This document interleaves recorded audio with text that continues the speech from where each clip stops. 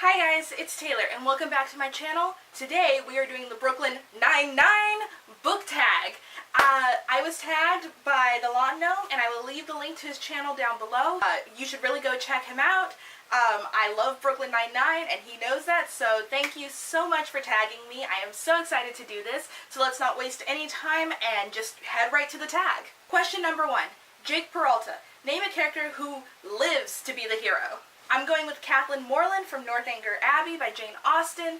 She wants to be a heroine from a Gothic novel and goes so far to be this heroine that she actually starts burning some bridges and doesn't understand the implications of what it means to be a Gothic heroine. She's amazing. She's my favorite fool. Question number 2, Amy Santiago, a character that empowers you. I'm going to go with Star from The Hate You Give by Angie Thomas. It takes a lot of courage to speak out against a power structure, and yet she does it, especially after witnessing the death of one of her closest friends.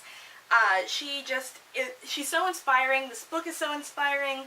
Read this book, everyone. Next question, Captain Holt, an amazing diverse character that breaks stereotypes.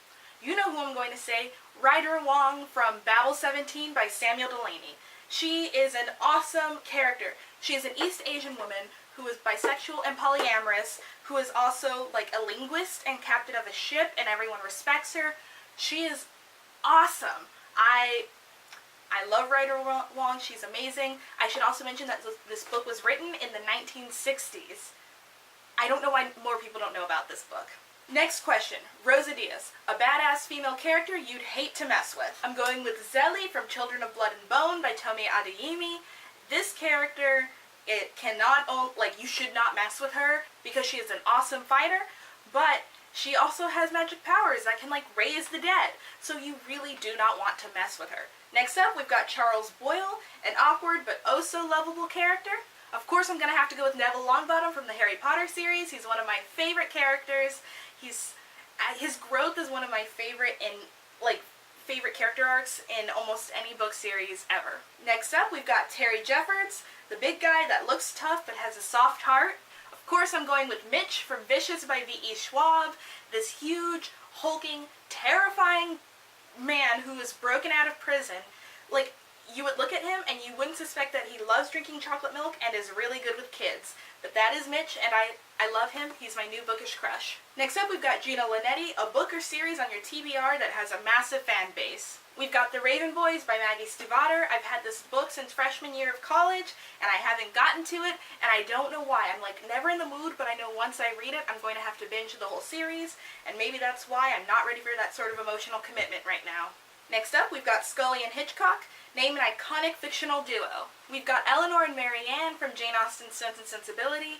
Yes, I know I've already mentioned Jane Austen, but you can't talk about an iconic fictional duo without talking about these two sisters who are so different, but they love each other so much, and even though they get on each other's nerves, they are so loyal to each other. Adrian Pimento, a loose cannon of a character. I'm going to go with Taco Taco, the wizard from the Adventure Zone podcast and now graphic novel. This character is insane.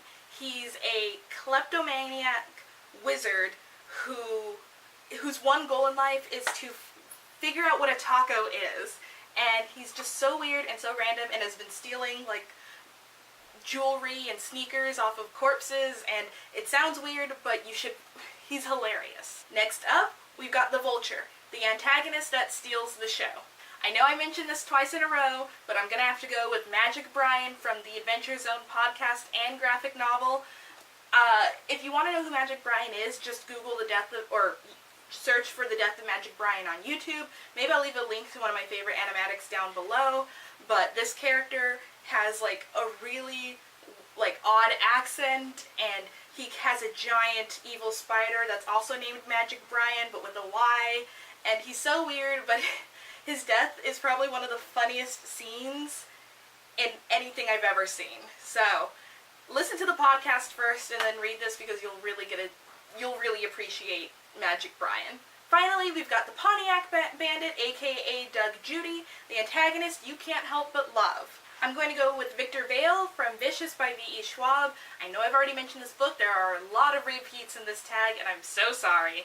But He is technically the protagonist of the book, but a lot of what he does is antagonistic and very morally gray and sometimes just morally black. Like, it's just bad. But I really liked him. Ooh, I hit myself. I really liked him, and I think he's incredibly compelling. So I love him so much. And that's it for the Brooklyn 99 book tag. Thank you so much for tagging me.